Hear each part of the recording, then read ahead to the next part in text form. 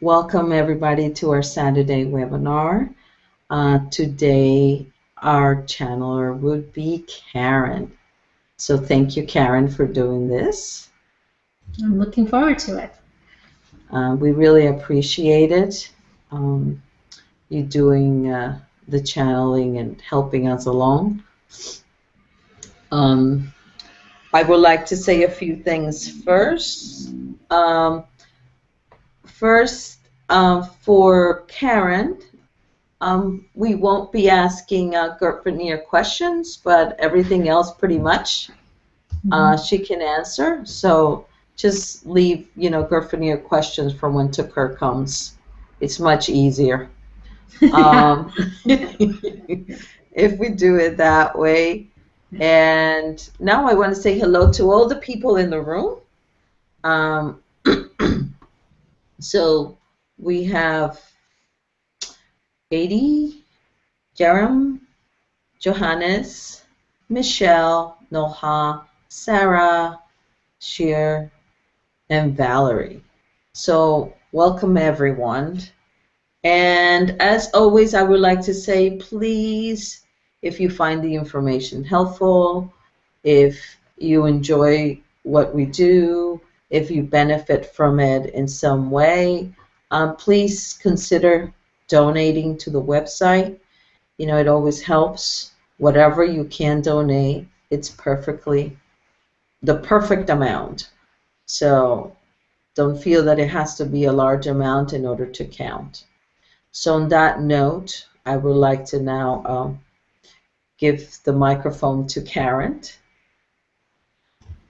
Okay, just to let you know, hi everybody, and thank you for showing up today. Saturday morning for some, 4 o'clock in the afternoon for other people, depending on if you're in Europe or not. The way I channel is I go into a semi-trance, but I can come back in as Karen at any moment and then switch back in. But just going into the trance, I do through some toning, and then once I'm in, Theos is the guides that I channel. They'll come through. You can ask them anything. They particularly like questions about, life and,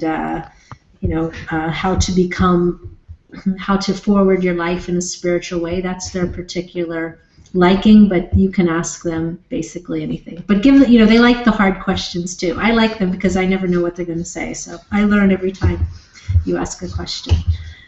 So should I tone? Do you want to hear me tone, or do you want me to mute and then come back when Theos comes through? I would say tone. Okay. We can all benefit. Okay, what I do is I do a series of ohms in a specific tone of the ohming, and they have explained to me that's sort of their phone number, and it gets me in that vibration of where they are. And you'll just see, I will sort of change a little bit. You'll just see me. You'll see a joy come over me when they come through, and that'll then you'll know they're here. But they'll usually announce that they're here. I'm just turning off my phone. Sorry about that. All right. Yes, that would be good. Hello, this is Theos. Can I help you? That's a new way of channeling. Yeah, I channel everything. Okay. All right. Just give me 1 moment. All right.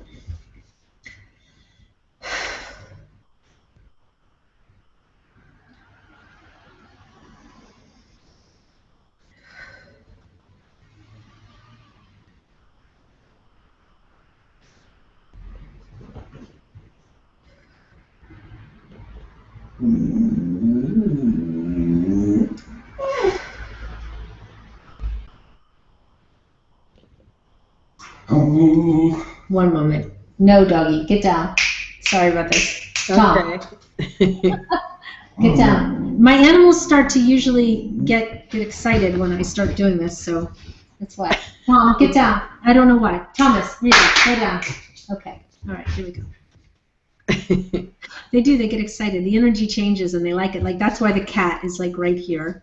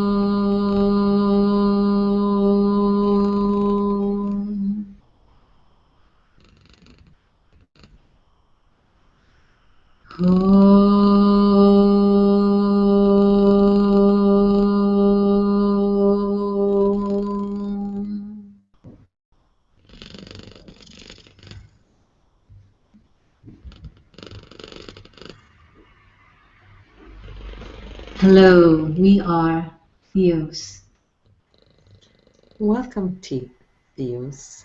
and we are so pleased to be with you today. We send each and every one of you the most pure greetings and our eternal love. We will tell you something about ourselves if you would like to know, as this is our first meeting with you. Yes, please. We would enjoy that. We have been with Karen since she was a little child. We reached to her because of her wanting to know who she was, as we are part of her oversoul, the larger part of her. We are not specifically her, but we are part of her oversoul in the way that she is part of our oversoul. We are at a higher vibration, and we became aware of the different aspects of ourselves. And when we saw this human being trying to tune in to all that is, we knew that we would help her to better understand herself, and therefore we could see the world through her eyes and give her guidance and knowing and help her to find the truth about herself. And it is our great pleasure to reach out to all of you to also help remind you about who you are. We stand not literally but figuratively over all of creation, and we marvel and we direct our attention into what we find interesting in the moment, and we take what we want from that moment, the experience, and move on to the next one. And right now, in this now, Karen has our attention, as do all of you. So we are pleased to offer any answers to any questions that you may have, and we will give them to you from our perspective of what we see, of what we know, and what we would have you also to know. Again, we want you to know how much each and every one of you are so very loved. There is nothing more and there is nothing greater than you can ever know about who you are and why you are here. But we want to share that with you first before we continue. If you have any questions, we are happy now to answer them.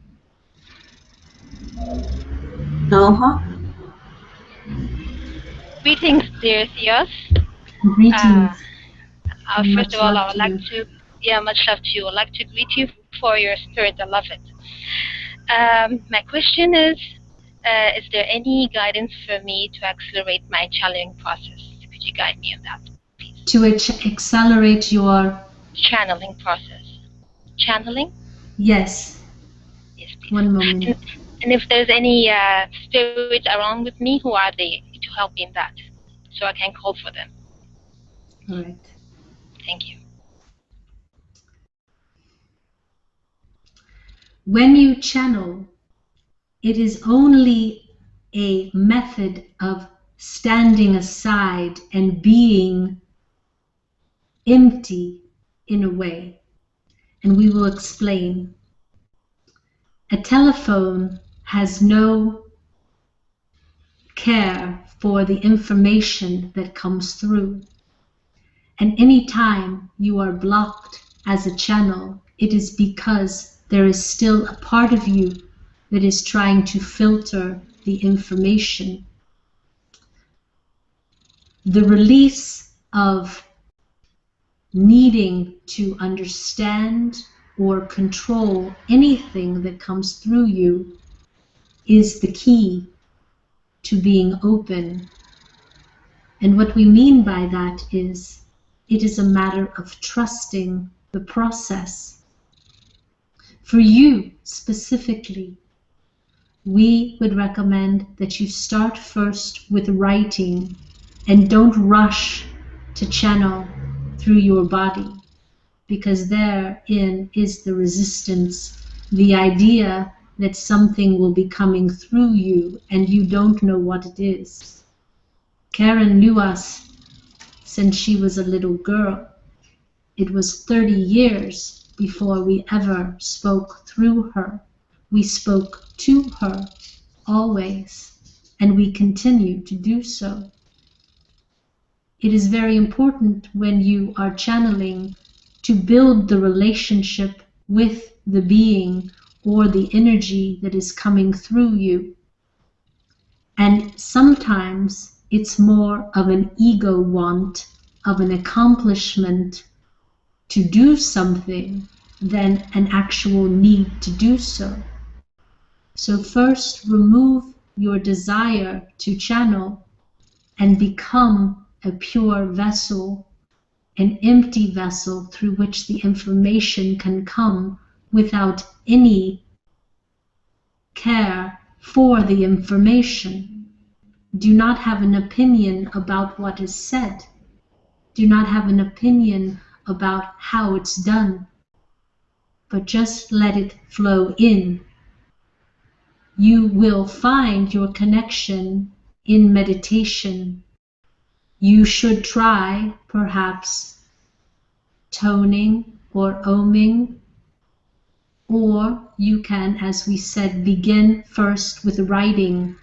But you need to understand the difference between information coming through your mind and information coming through spirit. We suggest writing because the information will come down through your mind and into your hand, and you will be able to write it quite quickly and quite unconsciously without again judging the information. How often are you meditating? On daily basis, actually. And for how long? 20 minutes, 30 minutes, but how much it takes, I go for long. I like it. I enjoy it. In the moments where you are in the very stillness of the meditation, that is when you would ask for the information to come through you. depending on how long it takes you to get into that centered spot. That is when you will ask for the information. The information may only be a word. It may only be a communication of, hello, how are you? Or we love you, or something very simple. But there will come a time with the practice that it starts to flow more fully. Many times when you channel, you don't realize how much the information is only for you. So you may be hearing guidance that you think, oh, that's just me. But that in fact can be the channeling. So start to trust the information you have. But again, don't be attached to the outcome, because that is the ego part of you wanting something. It's not wrong to want it, but the question is, why do you want to channel? Why? Because I'm interested. I love it. I think it's you're getting your own knowledge, you're getting your own info. Whatever you needed, it's there. Exactly. That is precisely why you channel. Some people want to channel because they want to have the experience, which is also not wrong, but the idea of knowing why you want it, you can specifically ask for that information. We highly recommend you build a relationship with the beings that you will channel first, as opposed to sitting down and just asking information to come through. For then you are having a conversation. General questions to anybody, or a specific being is there? Like everyone Orion has their guides. Everyone has. Start with your guides. If other beings are able to come through, that will come later. But start with the larger part of you, because that is the most accessible thing. Are you aware of your own guides? I know of 3. I know of 3, and they're Pleiadians. Do you personally have a relationship with your own guides? No, not really. That is the first step that you need, because anyone can tell you who your guides are, but until you know them. Right. I'm open to that. I'm asking them all the time. This is my greetings when I go into meditation. I greet my higher self and I greet my guides. And I know their names also. So I greet them by their names. But still no contact happens. You must wait until that happens. It is a switch. And again, don't be in a hurry. Because the higher self can speak to you in many different ways. Start to be expectant of a message. It may be a butterfly. It may be a feather falling from the sky. It may be just the perfect intuition in that moment. Yeah. Feathers are a way that the spirit world connects with us all the time. Sometimes it's just in making us aware. Yes, they're waving. But don't rush the process, because it will come when you are ready. Right. Its own time. It's true. Actually, when we do guided meditations, I really get it. I get it really at that time. I know the inner knowing at that moment for any question. When it's guided meditation, it becomes enfolded, 10-fold or so, or 100-fold. I get it stronger. But when I'm doing it alone, I'm more quiet. It's not as strong as it is. So this is the point I'm asking about. It becomes stronger when it's guided with so many people about. Well, then we prefer for you to continue to access it in guided meditation until such a time where it starts to spill over into the unguided meditation. Yeah, at that time I know it, because I get internal knowing. I know it. The answer is there. So I love that. It's beautiful. Well, and there's no any other entities you want to tell me to? Just the guides to consult them, and the higher self only. No any other beings. Like I know one. I'm consulting Orion all the time, because I'm reading through a channeled book, and he says, I'm there, just ask for me. So I'm asking for him all the time.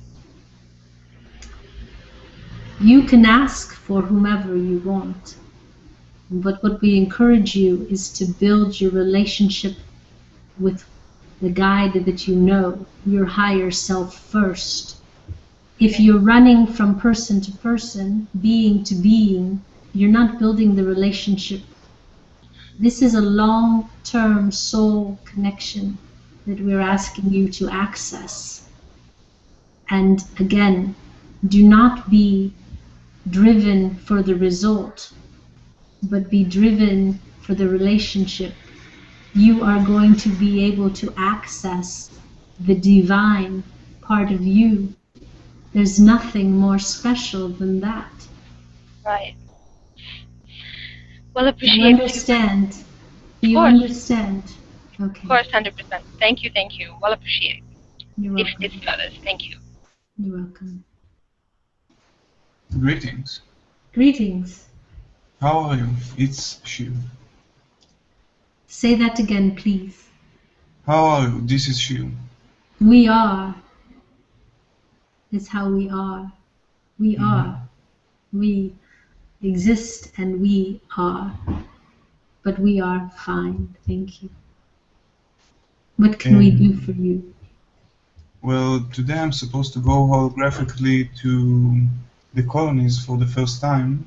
I want to know if my guides has any messages for me, any advice, if they have anything to say about it. Whereas we do not have any direct play with the colonies, we would only say to you that you should enjoy the experience and be open to whatever you experience in that moment.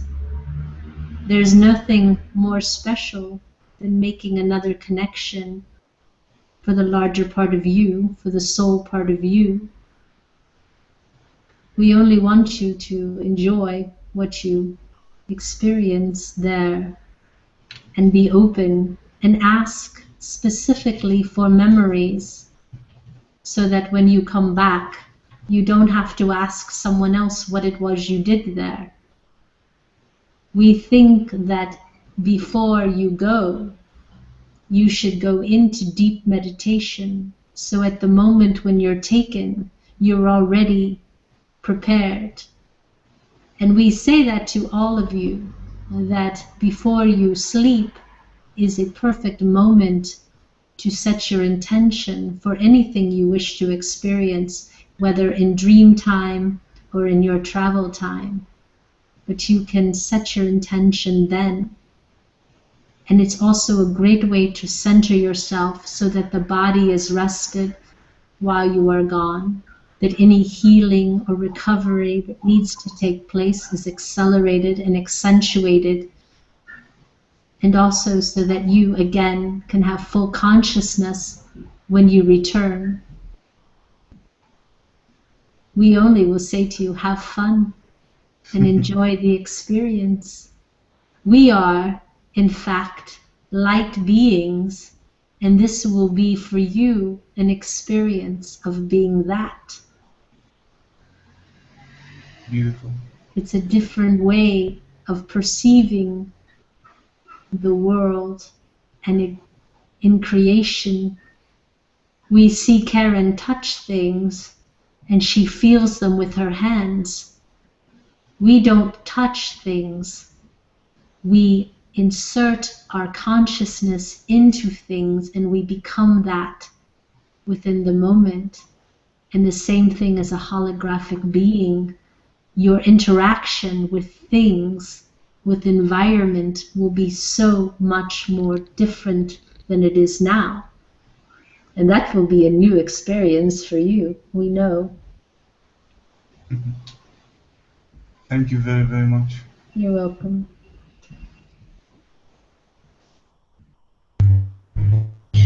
Hello, Theos. This is Sabrina. Hi, Sabrina. I think it's funny the way you say your name, Sabrina.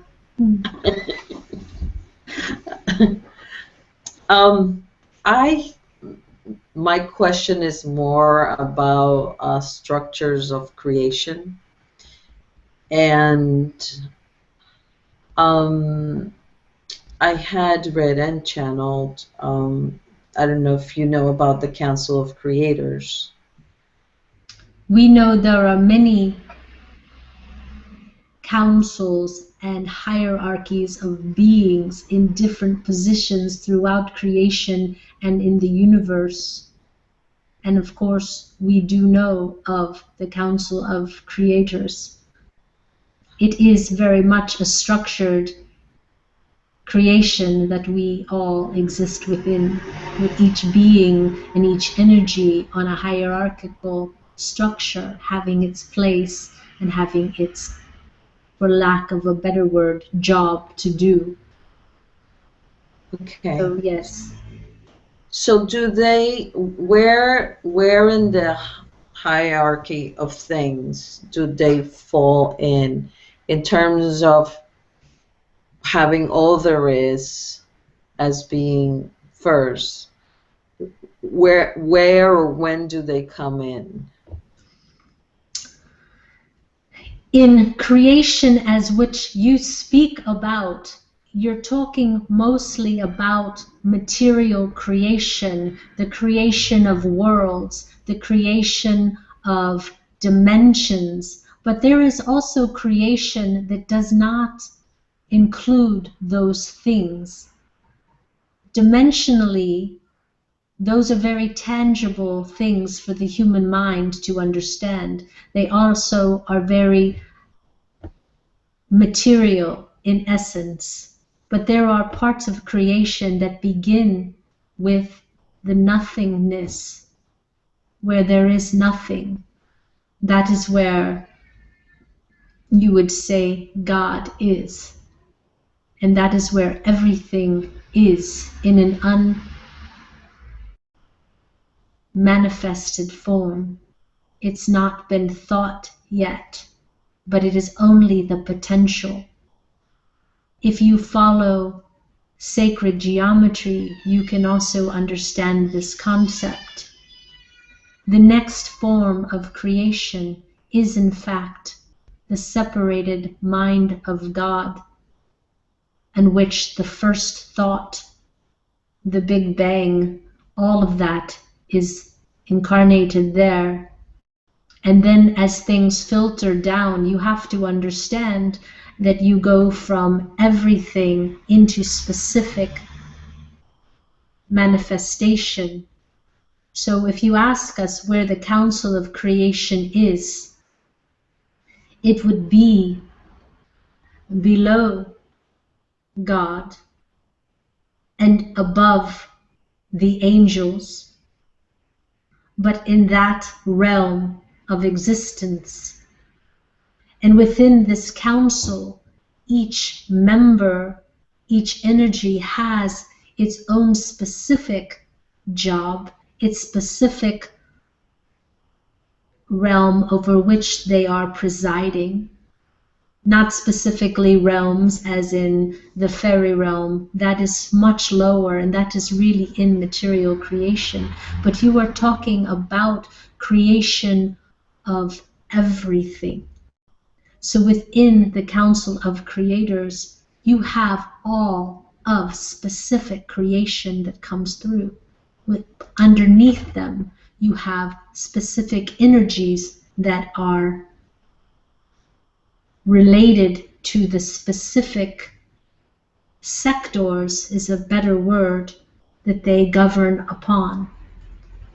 So they are not quite at the level of all that is, but they are the instruments that all that is uses to administrate creation.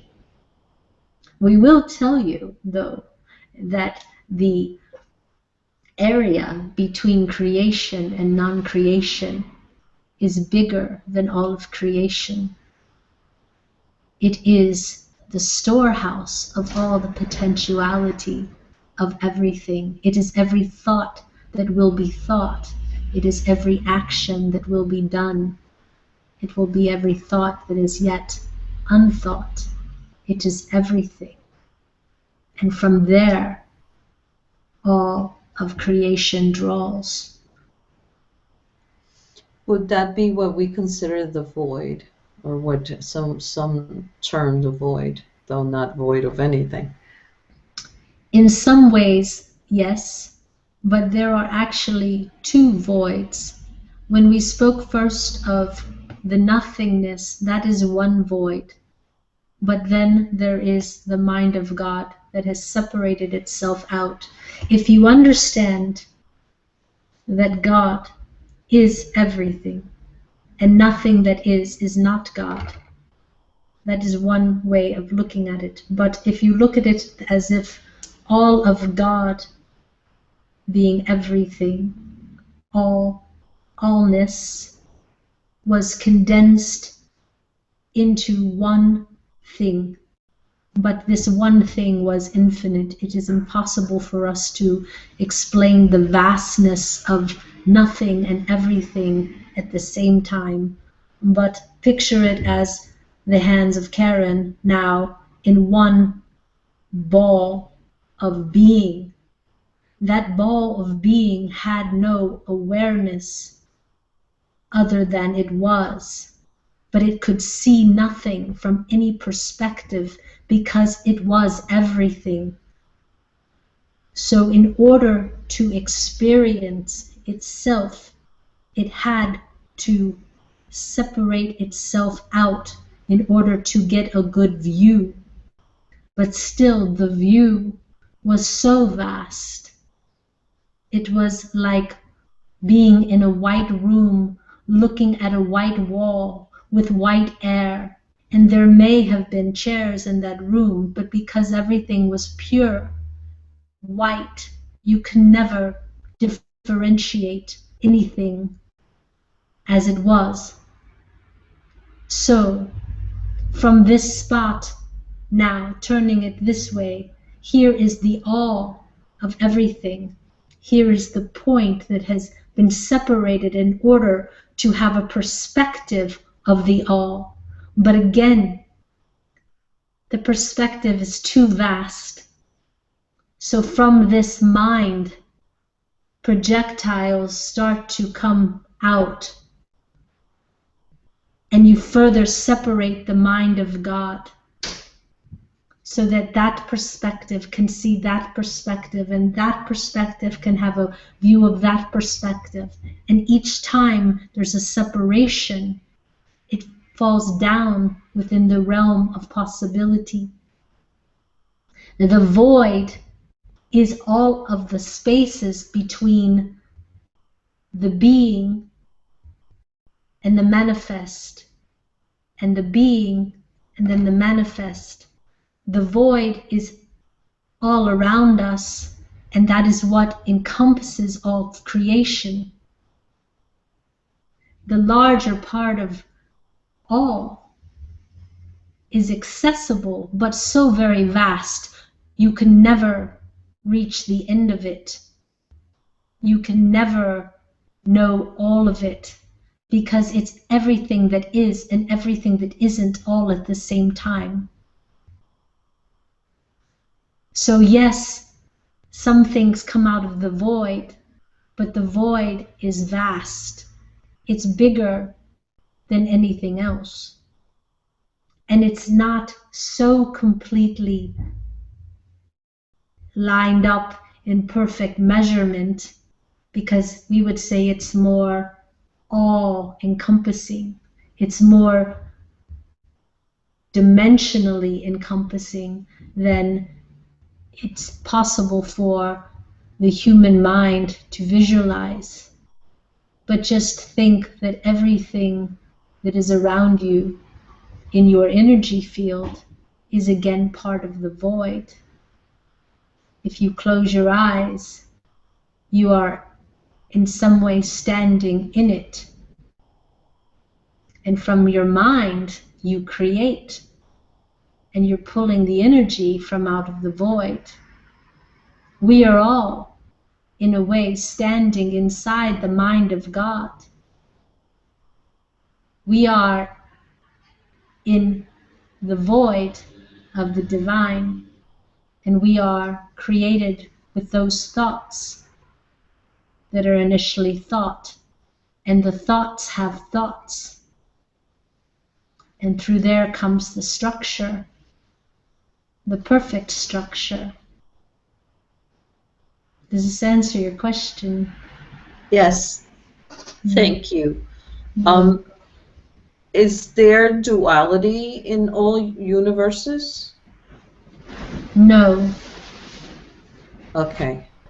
It is And not necessary in all universes. In the material universes, it is quite often employed because of perspective. But sometimes things just are the way they are. There's a difference between duality being positive and negative in creation. Some things are just pure bliss, and some things are just pure pain. For example, only because they exist within the realm of possibility. But all things you can think do have the potential and do quite possibly exist. It is our finite mind, the mind of the human, the mind of the created being, that needs the duality for the perspective. But when you are all that is, you have the infinite perspective, and it is just another piece of the creation. Duality serves you now, but at some point you will not need it, or you may choose it because you like it. You have all of that possibility. It's difficult, we know, because you are thinking about what you know, but just realize there's a whole lot that you will find out. Not here, though. And you won't experience non-duality here, because that's not the nature of this incarnation. yes, Does that answer your question? Yes, I thought so. I thought that there wasn't, and actually I can imagine non-duality. I know I won't experience it here, but It's not, I still it's have the almost awareness. like eating an ice cream and it being the perfect ice cream, but in a moment it will be gone. We say that because there's the pleasure in the moment, and the moment is gone. There are many realities that exist for just a brief moment because they are the whim of the divine. They are the what-if scenarios that exist. You eat something, it's pleasurable, then it's gone. That's sort of the way realities work. Right now, as a creative being, your whim is to be here, and then it will be gone. It's that fast. It's that quick. So enjoy the ice cream. Thank you. Mm. And my last question was, I know that humanity is different, that we have all these different DNAs and different civilizations came here. So on the bigger perspective, what was the reason why humanity was created the way it was?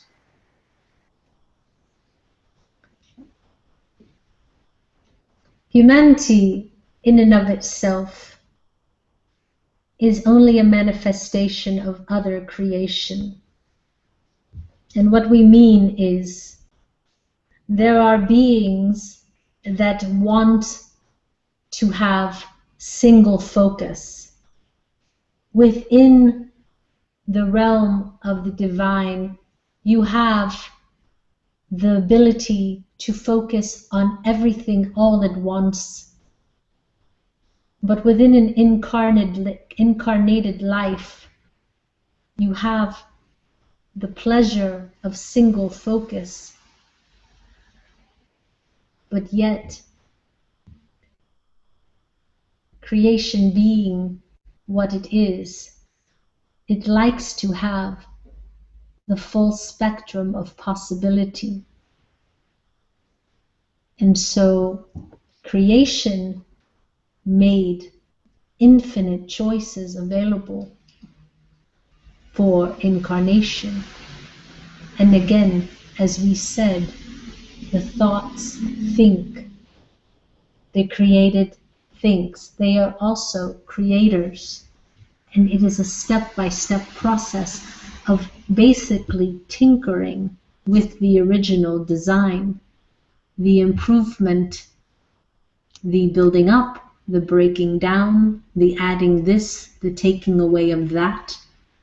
It's all play. The purpose of all things is the experience of all things.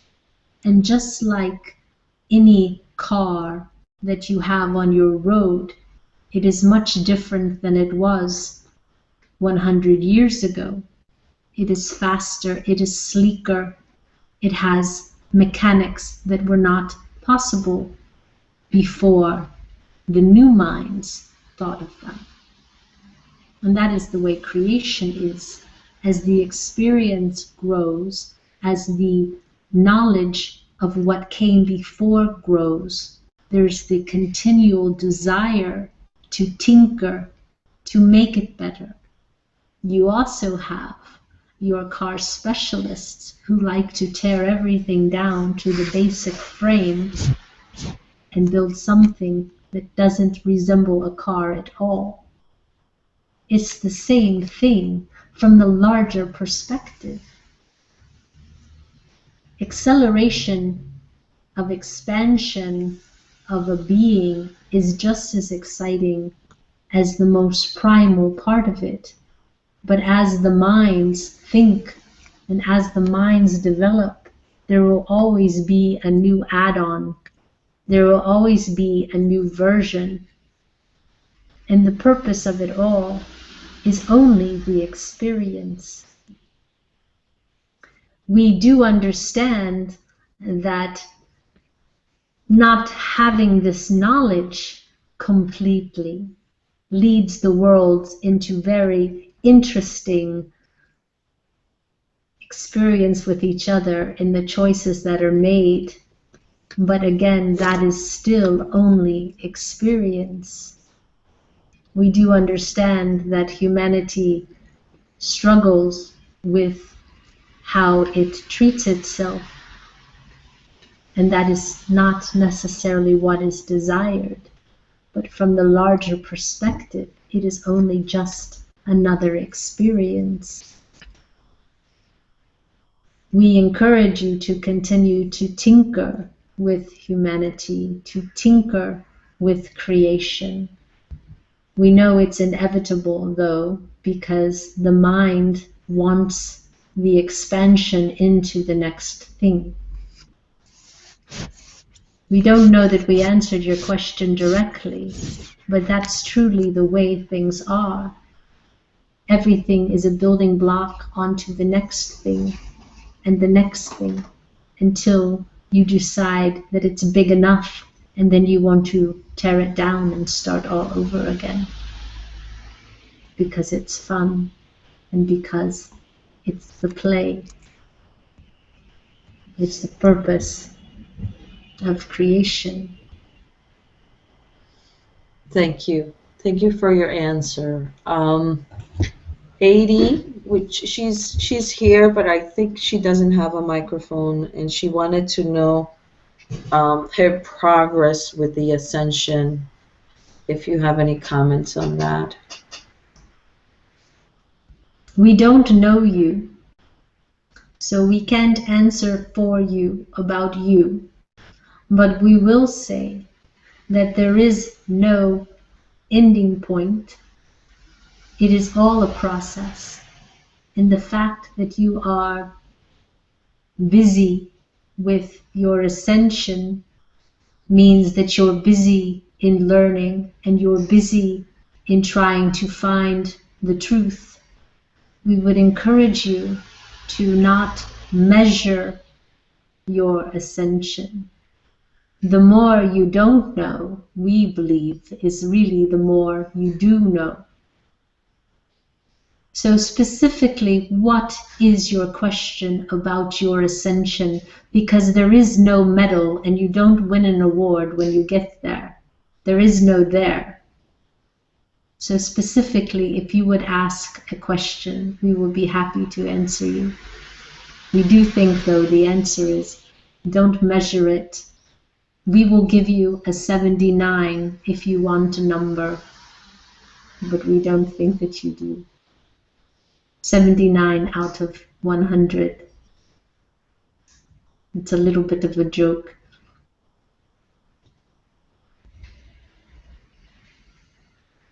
Does she have a specific question? She has not responded. So I will wait until she responds. I will let somebody else speak at the moment. We will say to everyone, though, with the idea of ascension, there becomes a moment when you are awake. And we would say that each and every one of you are. The idea of the ascension is integrating all of the knowledge that you begin to have. So the question really is, how much do you know who you are? How much do you really know that? Because until you know that, it doesn't matter if you're on your path for 1 year or for 100 years. The true ascension comes, the ascension of all is the knowledge that you are one with everyone. It's not a question for you anymore. It's not a feeling. It is who you are. You cannot separate where you begin and another begins, because the connection is so apparent to you. So for everyone, until you are there, until you are in that point, you are still ascending. It's not to be measured in the way of judgment, but in the way of knowing. Because once you know that you are one, you will never ask this question again. There will be no question. It will be who you are.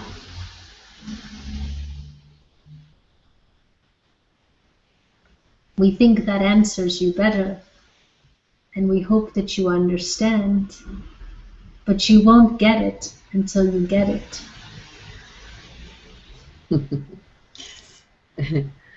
Thank you. Johannes?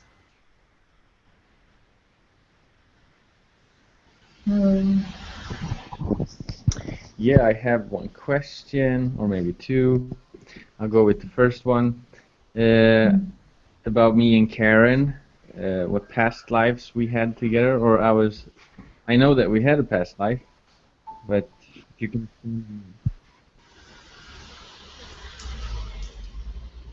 Karen is laughing on that, or that she has never spoken to you about this. But she also has the feeling of the connection.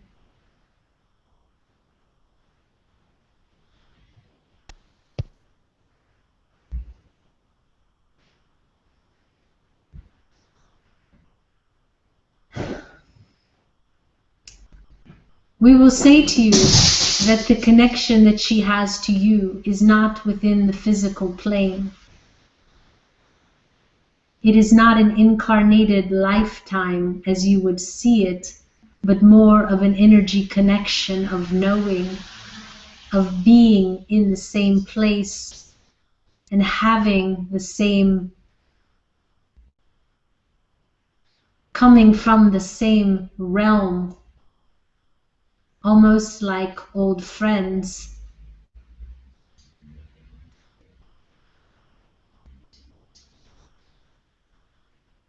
this knowing that you have with her is the instant familiarity that you see when you realize you come from the same soul family, but not necessarily, you are not each other's soul, but you are from the same soul family, the grouping of beings that agree sometimes figuratively to hold hands and to jump into this world together. And you come from that same energy place. And that is why you have the familiarity and the instant knowing and relationship to each other. You may have had incarnations in this world that were similar or at similar times, but the deeper connection comes from the soul family connection. And we will say to you that you may incarnate here together, but you also may incarnate in other worlds together because you both like to hang out. That is your fun and your joy in rediscovering each other in yet another world. You are safe with her, and that is the appeal.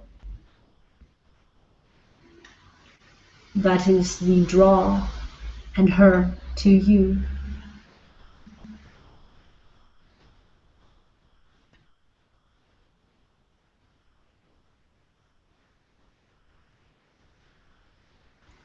Does that answer your question? Yeah, it does. It really does.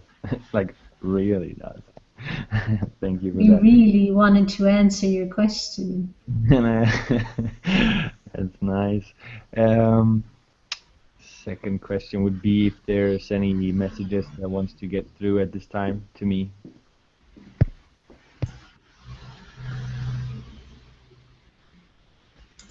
Karen made a joke to Sabrina earlier about what we say when we're asked that question. But we will give you a real message.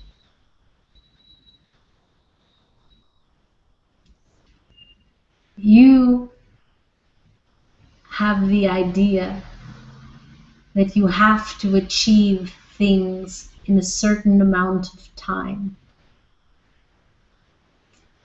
And we will tell you why. Because there were other lifetimes in which you literally ran out of time. But you are here for the long haul. So give yourself a break in the veracity with which you pursue things. And stop a little bit more. And rest a little bit more. And enjoy a little bit more. You will still accomplish everything that you want. But stop running so very fast. There's nothing chasing you. And you're not running out of time. You have all the time. And in this lifetime, you have more of a command of it than you've ever had before. So use your command of time to create. And don't watch the clock so much. Time moves, but you can command your experience in time.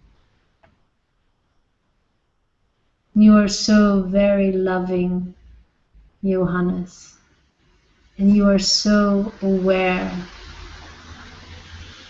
of the expression that you can bring to the world.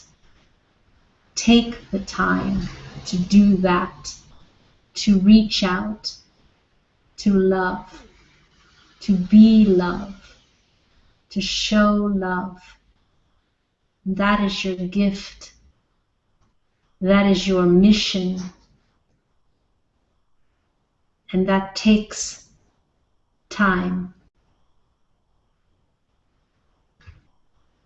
We feel your heart so full, almost bursting. And it's beautiful because it's a light that, if looked upon directly, can change anyone who sees it. So slow down so you can be seen. And give that to all that you meet and all that you encounter, and to your partner, and to your family, and to yourself. You are love. And we are so pleased to share this message with you.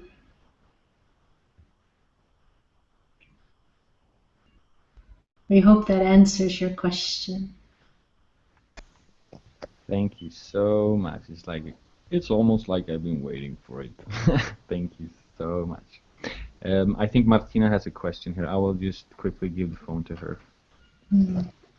Hello, I'm sorry for jumping in like this, but I just want to know if there is One moment, please. Yeah, One moment. Sorry. Okay. Oh. Okay. This is Karen. I had to come back for a second because so much of the time when they talk, I always have tears running down my face, and I could feel my eyes starting to burn. So, one moment. Yeah. 1 second. I have to breathe for a moment. Take a break. So good. Thank you.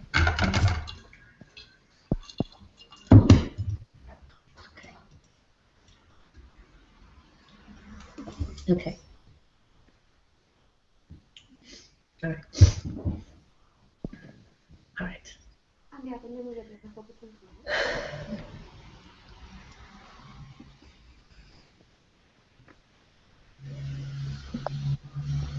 We are back. What is your question and what is your name? My name is Martina. Hello. Much love. Hello. Much love to you. And I just want to know if there is some message for me now. And I think that's all that I will know what it means. What is your specific question about the message you want to hear? I mean, I'm going through something now, and maybe I just need to hear that everything is gonna be okay, or it's okay. If my life is going in the right direction, if it's going to the light, yeah. The reason we ask you what it is you need to hear, because we encourage you to say those things to yourself. Yeah. You need to ask your own questions and then turn them into affirmations about what you want to create. This is the specific moment where intention is what you seek. Mm-hmm. You should not ask another being if your life will be okay, because from our perspective, it's already okay. The question for you needs to be, how do I create a life that is okay? And we will say to you, you will take your question and turn them into affirmations of intent, because that is the creation aspect of you, creating the world that you want.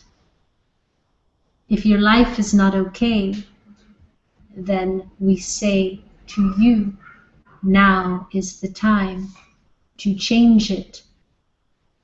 So instead of saying, will my life be okay? You will say, my life is more than okay. My life is my creation, and I intend to have the best experiences. I intend that what I need will appear right in the moment that I need it. And once you intend it, then it's about trusting that that is true. We said earlier, the best possible moment before you set your intention is right at the time of meditation and sleep. And start saying these things to yourself until you believe them. Because when you believe it, when you know it, then it is true. And then you will shift in your experience to a place where that is true. Because your mind so completely knows it, you know it through your whole being, that it has no choice but to show itself to you in the way that you know it to be. So again, what is your question about being okay? I mean, maybe there is not a question there anymore. Okay, what is your intention then? We like that you learn so very quickly. What is your intention then about your life? I'm I would gonna encourage you to start with words of power. The words of power are I am, because it's only you. You can only speak about you in relationship to your experience. So I am okay. I am taken care of. I am fed. I am wealthy. I am. So word your intention beginning with I am. I will start with I am okay, and Okay. Believe that. Know that. Okay. First, that might be hard in the beginning. We don't deny that the shift of wondering and hoping can be big to knowing okay for right now is good enough. And when you know that, then you will be confident enough to know more and to know more and to intend more. But we encourage all of you, every one of you, beings out there, to not ask other people about your life. Intend your life. Intend your wanting and create it. Because we can tell you anything, but until you know it, it won't be. And the jump between knowing and being is very small. That is the point of creation, and that is what all great creators do. They intend and they manifest. And sometimes just okay is okay. Someone's knocking. They're also welcome. Does that answer your question? Yes. Thank you very much. I'm sorry for it's here from us, so I will turn your microphone. Thank you very much. You're welcome. Michelle? Hi, Theos. This is Michelle. Hi, Michelle. I have several questions. I'll try and make it into one sentence. We'll see how I do. So, I've been trying to connect with myself, and I would like maybe a more effective way. I have actually had my higher self channel to me like on the fly one day, and my higher self did not want me to know his name. And I've been told of 2 other parts of that. So I'd like to know a way in which I can become more familiar, because I feel I need the guidance. And in saying that, it's like I really need the guidance. Like everybody says, follow your higher bliss, your highest bliss. I'm like, I have so many blisses, but I can't choose a bliss, or nothing seems more important than the other, or I feel frozen. So I become frozen. And while you're frozen, stand still for one moment and we will try to answer your question. First, we'll do the second part first, because we've been speaking about this recently and we feel very confident that this is a very fast and quick answer to give you a little bit of relief. Following your bliss does never have to be one thing. It can be your bliss in the moment. It can be a long-term version of your bliss, or it can just be leaning down and picking up a flower and reveling in the wonder of what that is. Your world equates everything with accomplishment, but that creates standards that are impossible to achieve. Your bliss is your happiness and your joy. So we would say to you, of course you have many blisses. There are so many things around you to enjoy. That being said, there is everything to enjoy. And your truest bliss, the highest bliss, as you had said, is being able to find the bliss in every moment. It doesn't mean that every moment that you are walking in the world is the happiest moment, but the bliss comes from the appreciation of the experience, and that comes back to knowing why you are here, and not in the case of why am I here because I'm here to be a baker, or why am I here because I'm here to work in this way.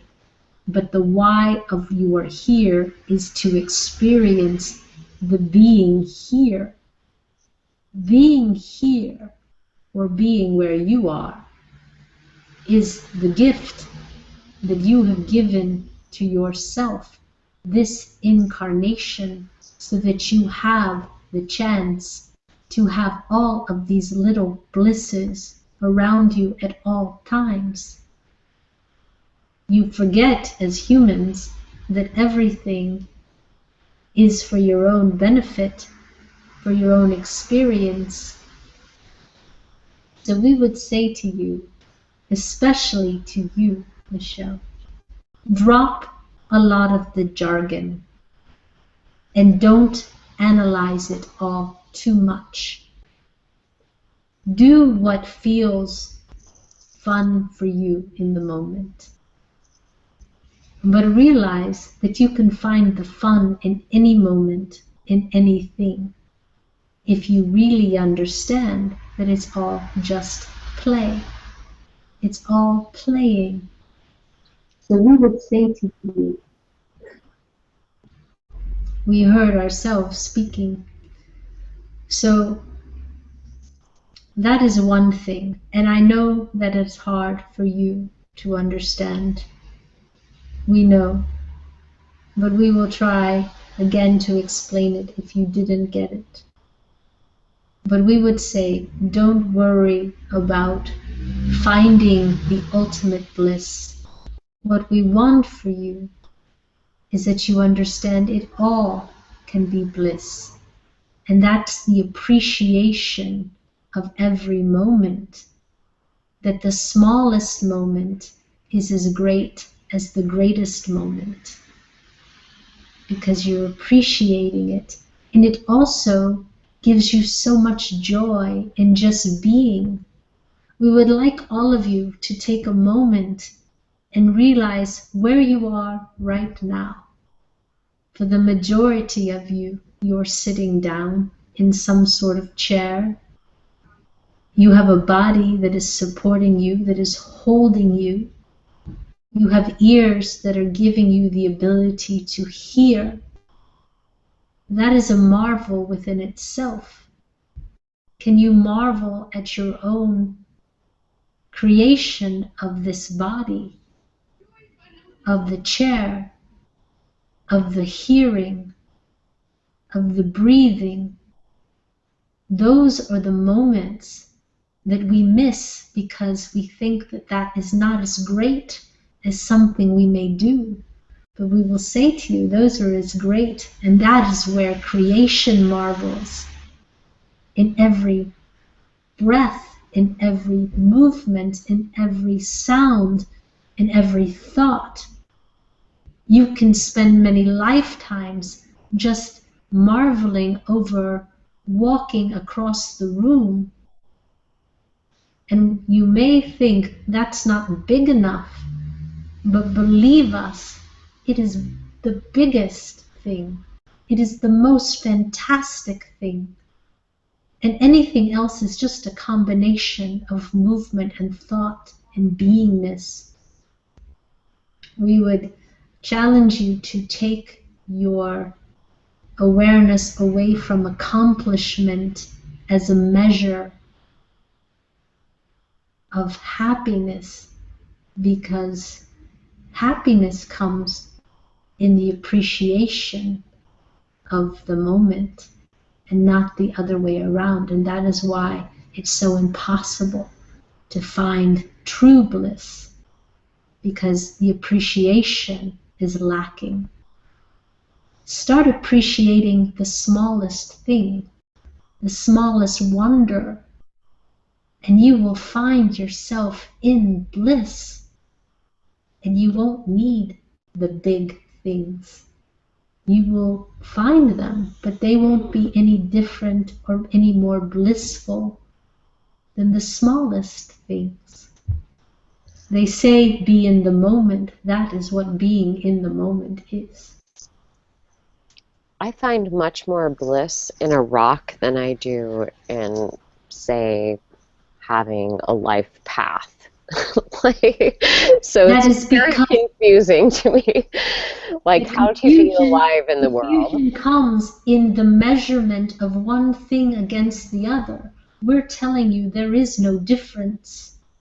If you find more appreciation in a rock, that is perfect. Look only at rocks. There is no one that is telling you to do anything else except for you. You are the only one measuring your bliss or ranking the bliss. But a rock is just as wondrous as anything else. A rock holds the knowledge of the time of creation. It is the culmination of the energy. It is a wondrous thing. There's nothing more amazing than a rock. So look at rocks and stop asking the questions, but spend your time appreciating your experiences, and you will find much more bliss than you currently know.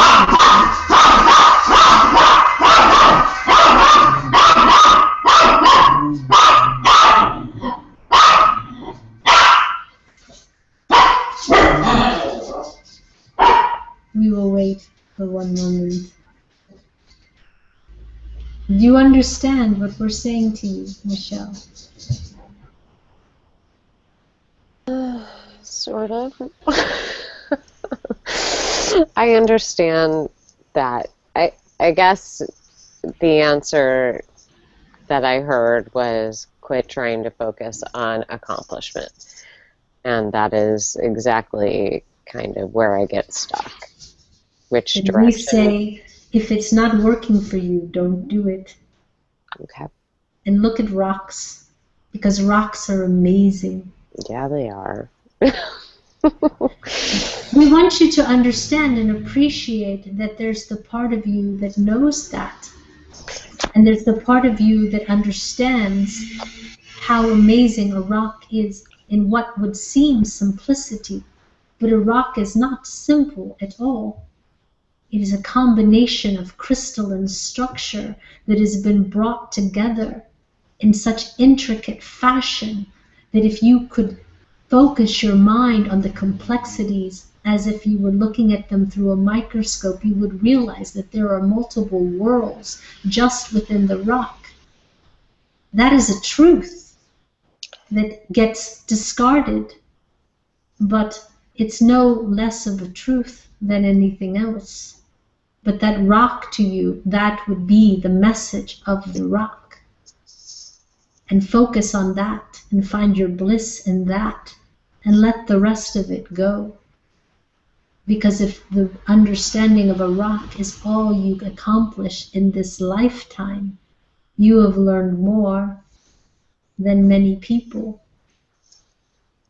And that is a joyful thing in the knowing the rock. It might sound trite, but it's not, we assure you. So keep playing with the rocks. Ask the rocks to teach you their secret. They can tell you about all of creation because they were there and they have the knowledge of those things. And maybe the big world for you is too big. Maybe you need to narrow your focus into the smaller parts of creation. Because for you, you have the ability to connect to those worlds. Stop trying to find your bliss in the parts that confuse you and look at the things that you can know. And once you know those things, you won't need to know all the other things. It's a lot more simple than you want to make it. And maybe you like confusion, but we hear you saying you don't. So look at the rocks, play with the rocks, talk to the rocks, feel them, experience them, know them, and you will know a lot of things. I do. For your question about connecting to your higher self, that is your challenge, to find the name of your higher self. It's not for someone else to tell you. It's for you to find. We would suggest to you that if your higher self does not give you a name, then you should name it and identify it until such a time where a different name comes through. It doesn't really matter the name. What is important is the relationship you have and the listening to. But that is something you need to find within yourself, because the person you're asking is not always going to be there to give you that information. And we have very strongly right now, before you talk, we have very strongly the information that things that you suddenly know that you didn't know 2 seconds ago, that is your higher self telling you. What you are having the problem in doing is separating the information from Michelle and the higher self. That is not so important because you are only one being. It's nice that you are getting information and not being able to tell the difference if it's coming from the higher part of you or you. Because again, it's one being. But just be easy about it and trust your inner knowing. Name it if you want, if that helps you. But we don't know that the name is the most important part. And we can guarantee you your higher self is not holding back from you at all. I don't feel like, yeah. I don't feel like the name is important. I feel like being able to discern the connection, like the wisdom that I'm listening to my highest self or my highest good. That is what is important to me. It's not names. Intend to have this ability to discern. Intend it. Start not demanding, but commanding it. Start speaking that you know the difference so that you believe that you do. You don't believe that you do. And again, it's about setting the intention for what you want until you know it. Because once you know it, it will be true. Anything that we want that we don't believe that we have is never true until we know it.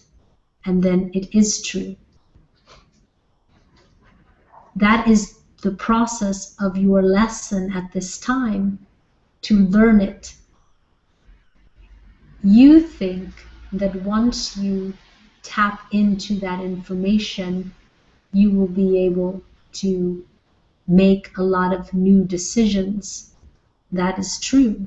But we say to you that the lesson for you now is learning how to find that knowing and to understand it, but by believing that you have the ability and the right to know it.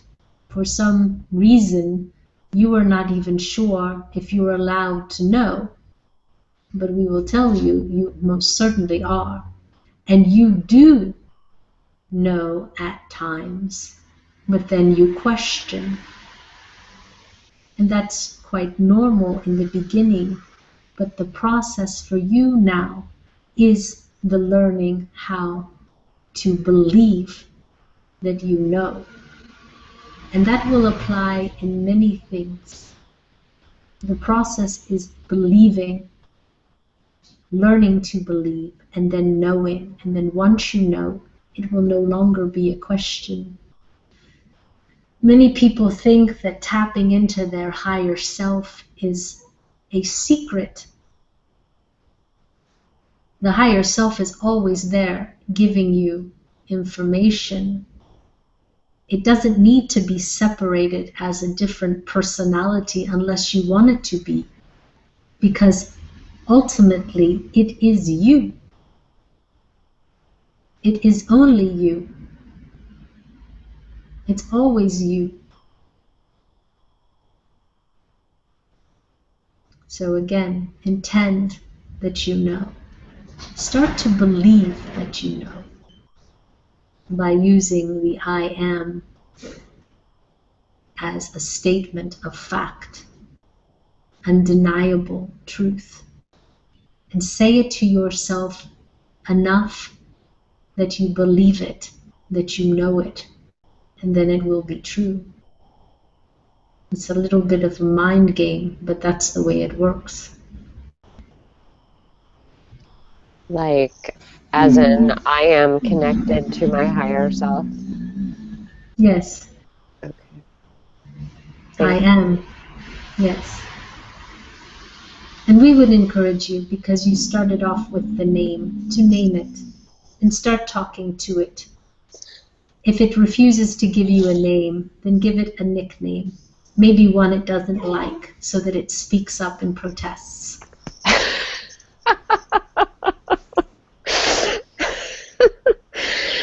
It's very cute. Play with yourself in a nice way and expect nice results. Okay. Be light, be loving to you. Thank you, Karen. Or Theos. Sorry. We are all the same, and we are here. And thank you. Karen says thank you. See, I'm back. Much love. Much love. Okay. Do you need a break, Karen? No. Okay. Okay. So I have a question for Holster, and he's asking if there's any new energies reaching Earth soon, and if there are, if you could talk about any way that some people can alleviate the symptoms that they may feel from the ascension and the shift.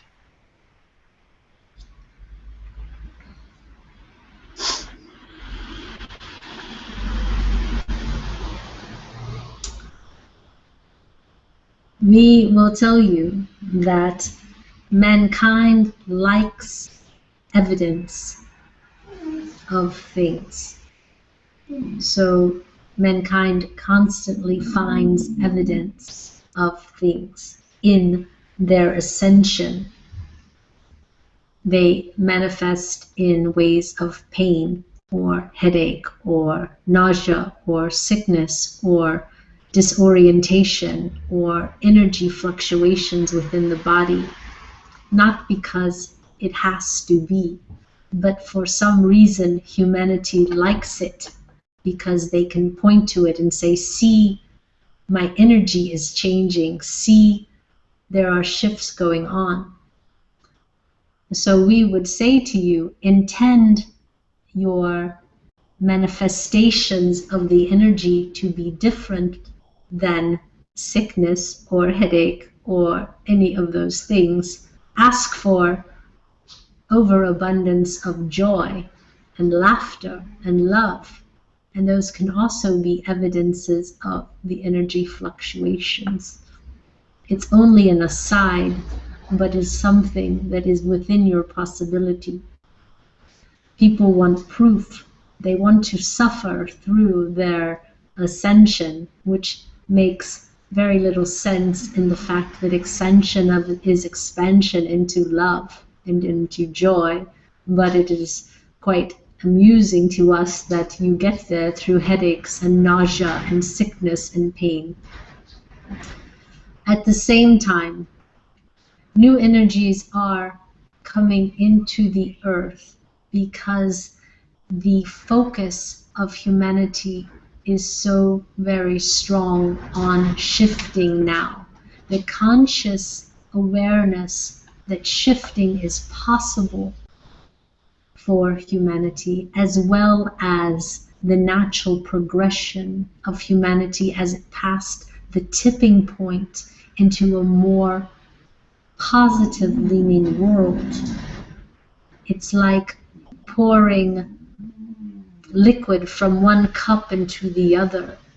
As the more positive world in which you are moving into becomes, the cup of that becomes more full, the flow will become even faster. What we say about new energies is, it's not now where there's a new energy coming on a specific date, and then within a few years there'll be another specific date. But now the energy flow is continual, and it will continue to come in at a faster rate than it was before. So expect continual flows of new energies coming in, because it's not stopping anymore. It will continue until humanity is fully shifted. That is the way it works. In the beginning, it's like a drop. Picture a pipe bursting. Well, the pipe has bursted. The pipe has burst. And now the new energy is on a continual flow coming in. So intend that the manifestations of the changes are different. And that is for you to select. Anytime you are asked to intend something new, it is to be a lesson to you, to teach you about the Creator that you are. Because if you knew it, this would not be the question. You would just simply say, I am not enjoying the process of ascension. I'm going to create a new way for my body, for my physicality, for my mind, for my emotions to react. And you would intend it, and it would be because you would then know it, and it would have to be. Does that answer the question? Yes, very, very clearly. The next question came from Laini, and she was asking about if you could give any information about the crystal skulls, and are there any around Stonehenge, or will they find any more?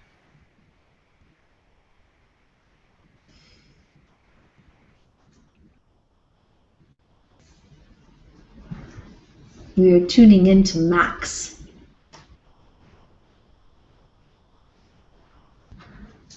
We are watching. Laini, if you want the answer to this question, and we will give it to you, but we want to also let you know the process of which we are accessing the information so that you can do it too. The crystal skull that is most apparent in this world now is the one that is called Max. If you, and we are sure you are aware of him, if you will picture that skull and meld, if you can, with that mind that is that skull, you will see within your mind's eye or within your being projections of light going out across the world in a grid-like pattern that are connecting that skull with all the other crystal skulls. We will say that the crystal skull connection between the different skulls has not been broken. It is not accessible by all of the humans because the skulls are not in their specific places that they need to be. But the skulls are all and have continued to do their work throughout all of time because their connection passes through earth and buildings and plants, and they do not need to be next to each other to connect to this grid of consciousness because consciousness is beyond the physical plane. Humans want that so that they can see it, so that they can work for it, so they can understand it and experience it. They think, but truly, if you want to have the connections to the crystal skulls, you only need to connect to them on the astral plane, which is where all of the energy work is done. So the question is, will more crystal skulls be found? There will be several that are uncovered. One of them will be in the Egyptian world, and there seems to be a crystal skull underneath the Sphinx.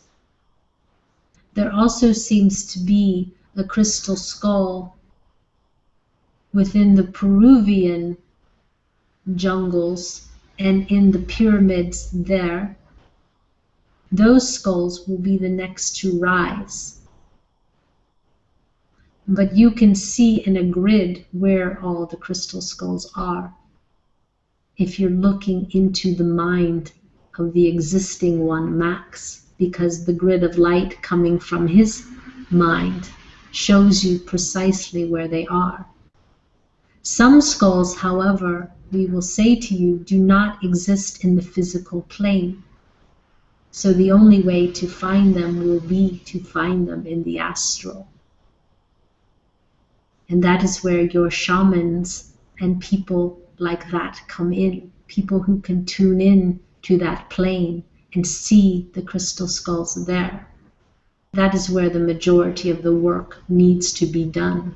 So the question really should not be who finds the next skulls on this plane, but how do you go into the astral to meet them all? And that is our answer. Thank you. Carolina? Hello, Theos. Hello, Carolina. I have two questions, but it's Karen okay to proceed? Karen's always okay to proceed. Okay, that's She will tell you. Okay, good.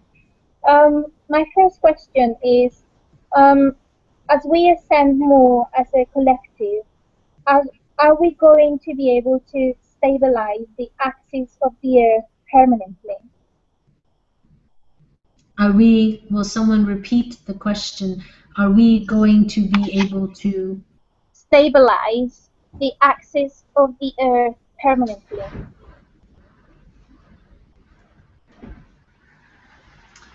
The axis of the Earth is fine as it is. The Earth has its own needs and wants and progression, and to insist on a stabilization by your definition is asking the Earth to not continue on its own journey. You should have no fear about the axis, that it's going to flip violently and all of the world will be destroyed. That is not going to happen, at least in your lifetime. But if it does happen, it is because it's what Gaia needs.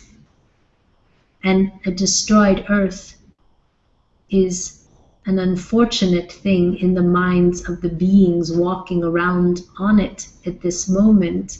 But we guarantee you that is not the plan. That is not what will happen.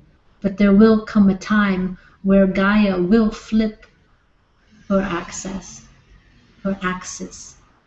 And it will be at a time when it feels right for her, because it's part of her expansion. But all the beings will not be here at that point, or they will be in a situation where they can leave. But don't fear the stability of the axis of the Earth. That is not within your control, and it has very little to do with the expansion, ascension of humanity, but more the expansion and the ascension of Gaia. Okay, I see. I thought it was because of our negativity as a collective. The world is moving into a more positive place, but it's humanity that is ascending. It is humanity that is ascending. Gaia is perfect. Gaia is at such a high vibrational level that she needn't be concerned with humanity's ascension. She wants you to ascend because it is the natural progression. But a lot of the things that you hear about the Earth suffering is not true. Gaia is joyous, and Gaia knows exactly what she's doing. She will continue to grow and expand. She wants you to ascend, and that is why she gives you the place to do it. But the Earth is only a co-creator with you for the world that you want.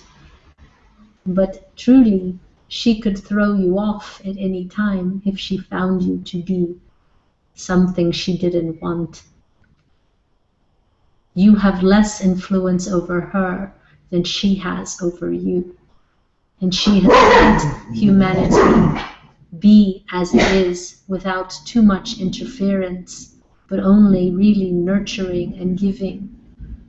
There's only a few times where she has shaken things up, so to speak, in order to help shift consciousness. But you are much more dependent on her than she will ever be on you. She could throw you off, literally.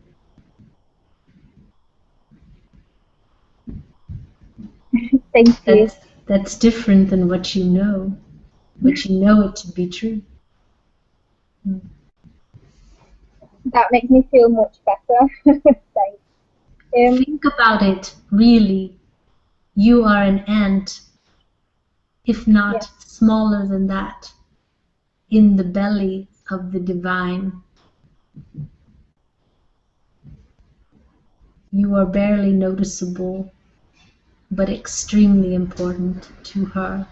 She loves you, she nurtures you, she gives you her ability to breathe, she gives you a place to walk, she lets the sun shine on you, she does everything she can to be a great platform for your ascension, but her ascension will happen regardless of yours.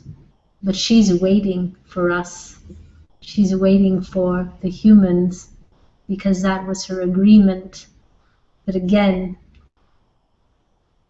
your and humanity's negativity or positivity has really little influence on her. She's too big to be influenced. And she, again, we feel very strongly to say it, can throw you off at any time. So be thankful that she hasn't done so, but she has no intention of doing it either. She's a great mother and loves her children regardless. Thank you. And I love her too. Well, she loves you too, so don't worry. But choosing to be kind to Gaia is honoring the gift that she gives you. That is a beautiful thing and shows your awareness. And that's a beautiful aspect of you. Thank you. You're welcome.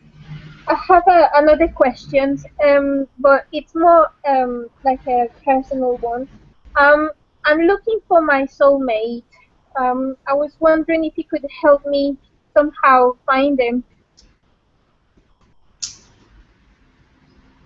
I also want to connect better with my girls in Era and Syria.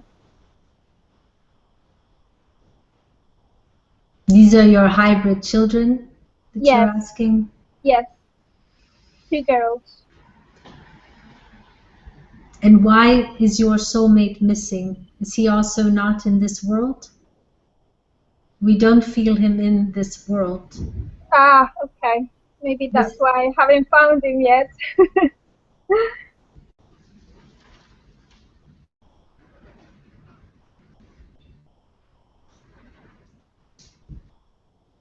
For your hybrid children, again, the connection needs to be made by you. And it is a part of the believing and part of the intention that we would emphasize to you.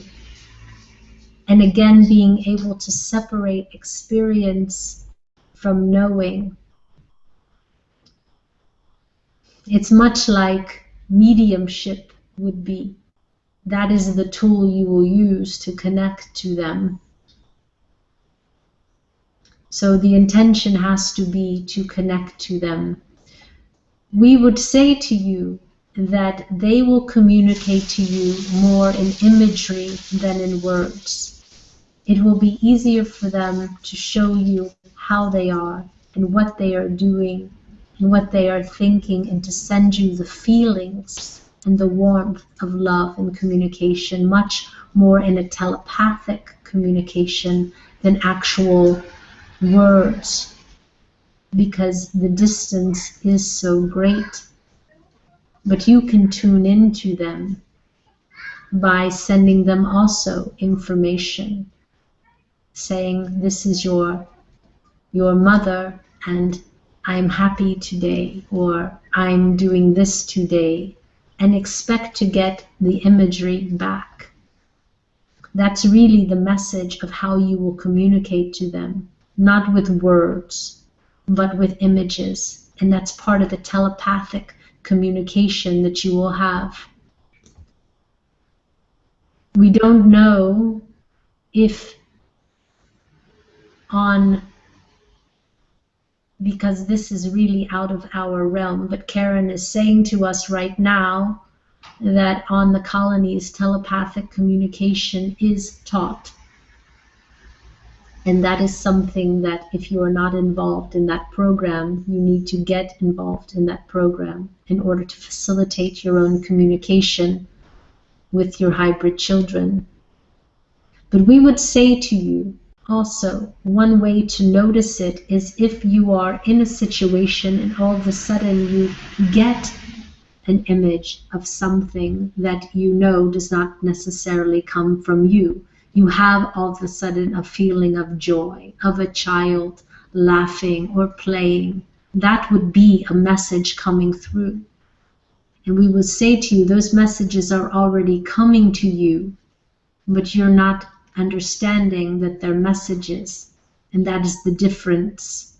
So be expectant of messages and be expectant of the communication, and you will start to notice it.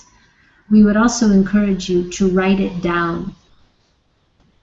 And then you can also, in your wanting of communicating, set aside time to share your telepathic communications. Just as I am being channeled through Karen, you can sit down and have a moment, 10 minutes, of sending back and forth imagery and feeling to your children, but also with the expectation that you are going to get that information in return. So set a time every day or every few days to sit down and send them love. And then wait. And you will find it comes back to you. Send them laughter and imagery, and you will find it comes back to you. And as you begin to trust it, the flow will be much greater. That is our recommendation, and that is what we know about the communication. But it is telepathic communication, and not by words. And you will begin to know them because you will start to recognize them, and the feeling they give you, and the knowing they give you, and the knowledge and the feeling of love. You will begin to recognize them, recognize their personalities. Thank you. I will definitely practice my telepathy. And if anybody in Girk Fitneer is listening, I'm willing to learn.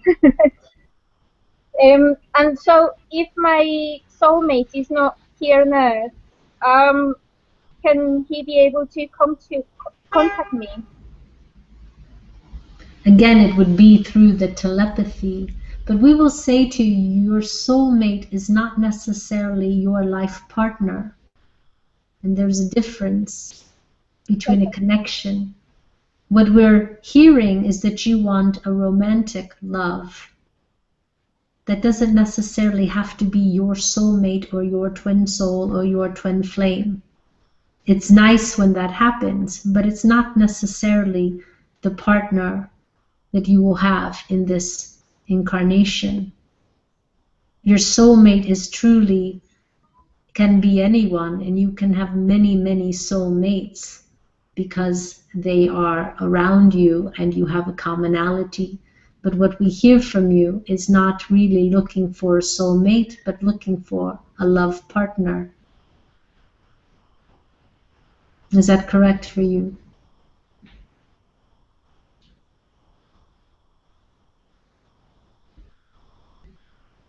Hello? Carolina? I believe we lost her for now. Okay, we will move on to the next person, Valerie.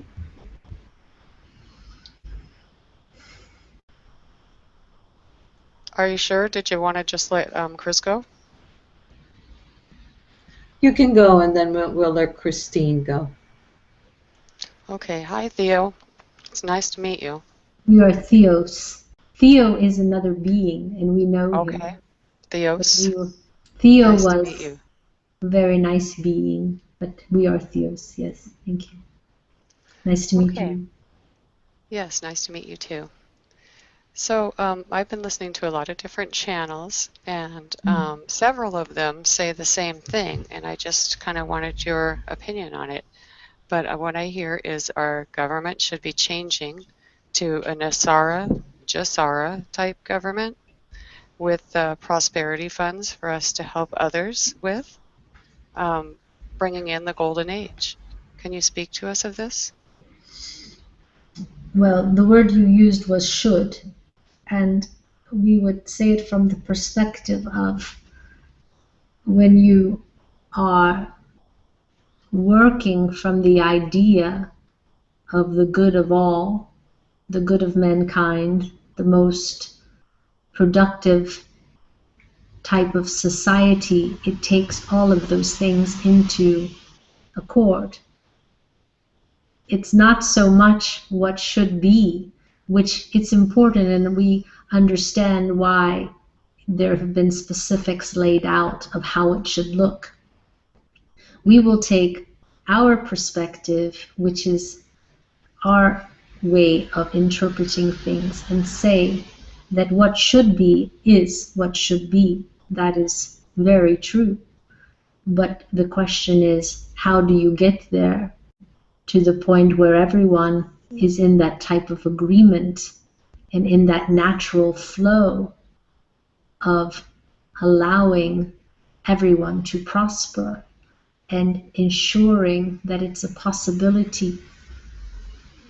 We know you are thinking everyone can't prosper, and that is also coming down to the choice of beings and people.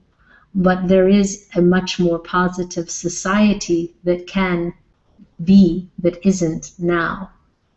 The question really is, from our perspective, how do you get there? And that will come as people continue to become awake. It will not come as a result of war. It will not come as a result of assertion of power. What will come is when the majority of humanity commands it into being. There's a difference between demanding, which is sort of what war does, demanding that a group do something or stop doing something or give something, but commanding of society, saying this is the world that we believe, that we know is the best for us. So as a society, as humanity, our job now is to intend that enough people come into their own truth and will accept nothing less. Yes, can you speak to us of our voting system and how we can make sure that it is not rigged, as they say? Again, when people do not allow it to be that way, there is, we will say, a complicity within people to expect another to do a job for them. And there needs to be a majority of people who stand up and command that things are different. If it is your joy to follow and to insert yourself within the voting system of government, then we encourage you to do so. It's not enough to sit and wonder when things will change, but enough people have to put themselves in a situation to implement the change. And that will come when enough people are awake and enough people are asking for the change. It's a very fine line, but we want to emphasize action is also important. It's a very important part of change. It doesn't mean tearing down a system, but it means commanding a system to be in place that does have a positive outcome, that does make sure that things are not taken in a direction in which they were not intended. It's only about waking people up and mobilizing the ones that are awake. It's a strange phenomena that people wake up and then do nothing. We would say they're not quite awake then, because the complicity in action nullifies the idea that they are awake. They may be in the stage of becoming aware, but when you're truly awake, action will follow. Indeed. Namaste. Thank you. Namaste. Christine.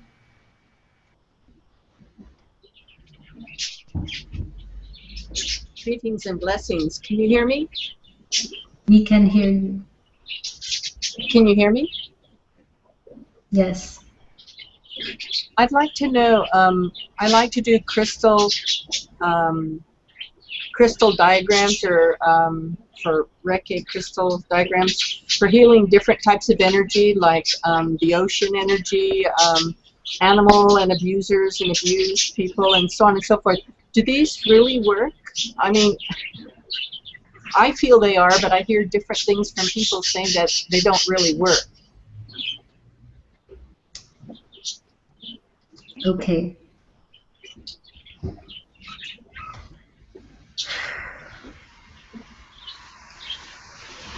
We would ask you to mute your mic, if you can, and we will answer your question. Say that again?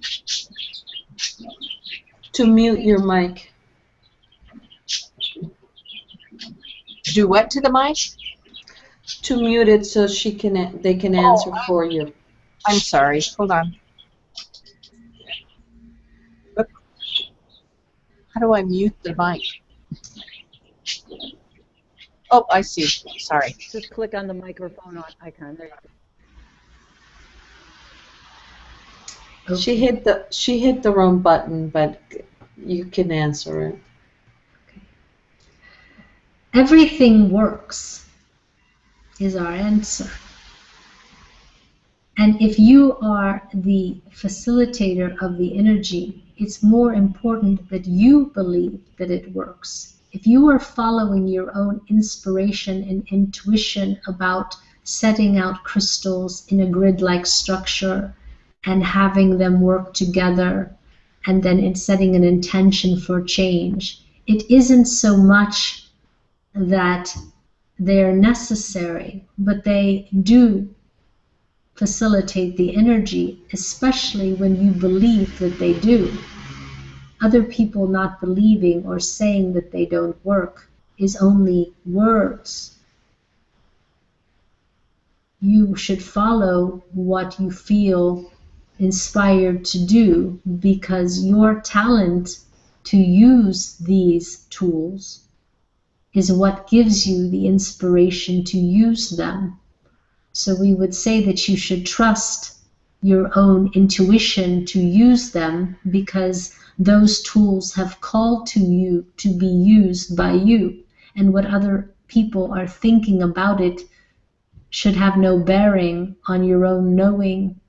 It's the same as Michelle being called into the beauty of a rock. Crystals are conductors. You do not have to have a scientific degree to know or understand it, but they are indeed energy conductors. The person, Linny, asking about the crystal skulls and their different placement throughout the world, these are conductors of great energy. And you should know, and you probably do, that the crystals that you are using can connect to the crystals throughout the entire world, and they are throughout the entire world.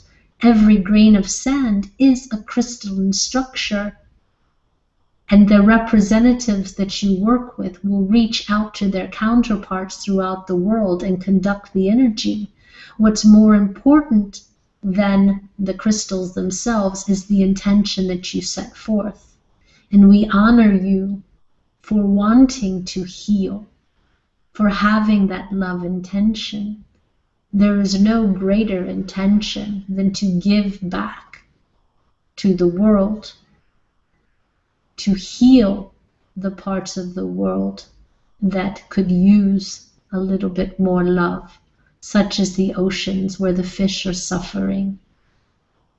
We said Gaia is fine, and indeed she is, but it doesn't mean that the things held within her cannot be more bountiful and more energetically charged. What's more important is that you know the intention of what you're setting forth.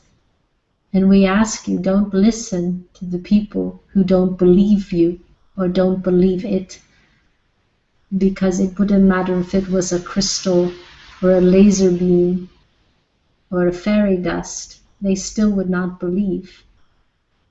And you should follow your intention. And again, we honor you for wanting to heal and for seeing the need for healing. So yes, it does work, but it works in a manner that you may not have thought of before. But everything is truly connected. And you could use a pencil also to connect to all the wood of the world, because the vibration of a pencil shares the vibration of the trees. You are using a representation of something that is so evident throughout the entire planet, the very crystalline structure.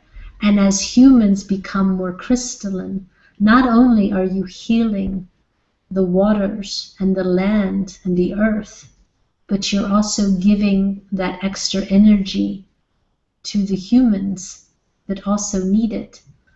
The very humans that are telling you that it doesn't work. I say it's your job to help heal them and their understanding as well. Not by telling them, but by setting your intention and letting it happen. So thank you for doing your work, and please continue to do it. Thank you for that answer, Theos. Unfortunately she dropped, but I'm sure she can hear it later. I just wanted to check to see how tired Karen is, if she's willing to take one more question, or... We are fine. There's no problem. Okay. So, Wendy? Yes, hello, Karen. Hello, Theos. It's blessings and greetings, and thank you so much for being here today and bringing this wonderful information. Sometimes I think that humans are looking for the profound when the simple is the profound. So thank you so much for sharing these ideas that the simple connection of a pencil to all of the wood and all of the trees of the planet is indeed a small but powerful permission slip. In the idea of your talking about conductors of energy, we human beings are such great conductors of energy. And I'd love to add that right now it is 11:11 my time. Thank you, angels, for being here with us today. And with that said, today, on November 21st, today is a day in which there is a global meditation happening across the world.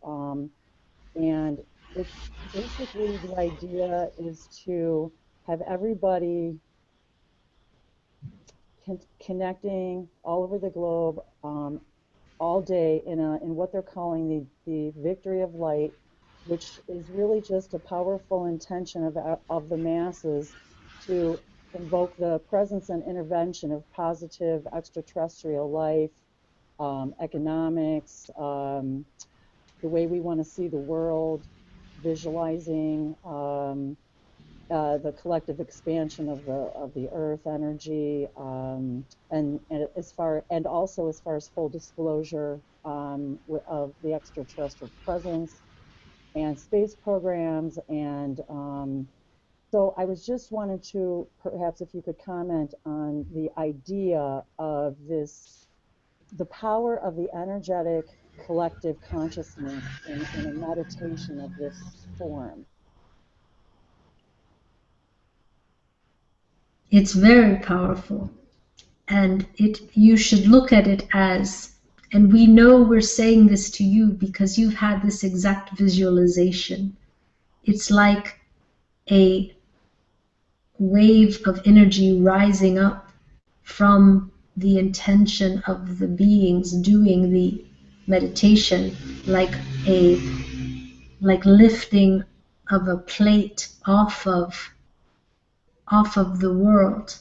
What you're literally doing, and the way that we want you to visualize it, is as the energy raises, it lifts yet one more restriction for knowledge, for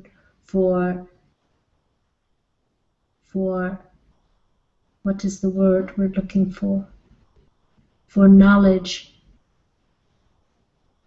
for well-being, for permission, for all of these things to now be freer to flow in.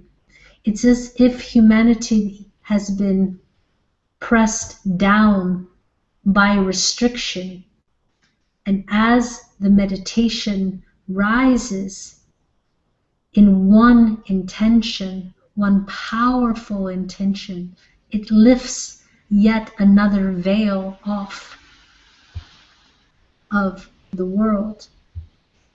So we spoke earlier about enough people having the same intention and having the same knowing. And this is yet another step in that. We do encourage you to understand that as much as this will be a step forward, it needs to continue. But once you all have joined in this congruent meditation and this intention takes form, it will continue to rise, and it will be very easy to keep that connection. This is truly a manifestation of awareness of oneness and the power of the thought, thinking, the new creation. We encourage you to do it now, and again to do it later, and to do it until things really change. But it is a process, and part of the process is not the result that you are seeking, but learning how to create in this way. It is a self-perpetuating learning. It creates like a feedback loop.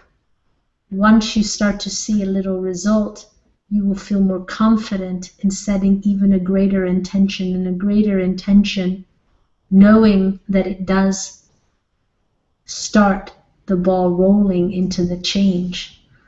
So as much as the result is sought, we will tell you that the biggest part is the learning that this is the way that creation is done. And what's interesting and what you may not have ever thought about, and what we would like to share with you, is the cumulative result of so many minds joining together.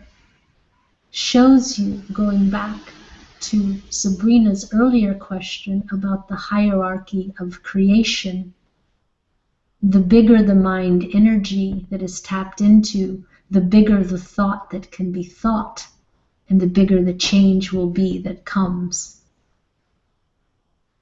Collectively, you are accessing almost, not directly and not actually, but as much as you can fathom, almost infinite power. One mind can think and intend, but hundreds of minds thinking and intending together will create phenomenal change. And as this change comes, not only is the result important, but the realization of how connected we are and how connected we need to be in order to create the change. It will bring humanity closer together in realizing that your brothers and your sisters all are important in bringing the change. And you will begin to appreciate the collective result and the collective power and the collective knowing that is coming from this. So the lessons for this have many, many applications and many, many aspects, but it's a beautiful, beautiful intention. And we continue to ask you to keep doing it. And we thank you for embarking on this great lesson for yourselves, because it's only through the intention and collective wanting of humanity that any change will happen. Again, like we said earlier, complacency without action yields no results at all. So thank you for your intention and for your participation in being who you really are. Thank you for your beautiful answer. It's a beautiful question. The answer can be no less. Thank you, Theos, for being with us today. We will now close, and I want to say that your answers were, we definitely need to listen to them again. They were beautiful and in-depth and very loving and very carefully thought out, which we really appreciate that. Everybody enjoys your energy. Carolina wanted to thank you and sorry for her computer. Her computer is forgiven. I don't know if you would like to close with perhaps a blessing. We will be happy to close with a blessing. And we don't know who is in the room now. If it's the same, can you please say the names of the people in the room currently? Okay, Barbara, Johannes, Michelle, Sarah, Valerie, Wendy, and me, Sabrina.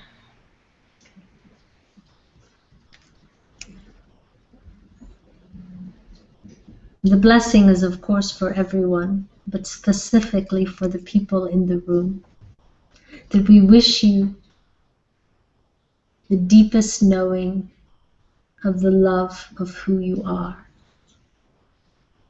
For one moment, we ask you to close your eyes, if you will, and stand knowingly that you are in the infinite mind of the divine, that you are the creation of that thought, that wanting to know the experiences that only you can have through your thinking, through your knowing, through your being. And in that way, you are perfect without being anything different than you are right now. You are exactly what we had in mind. You are love, and you are perfect.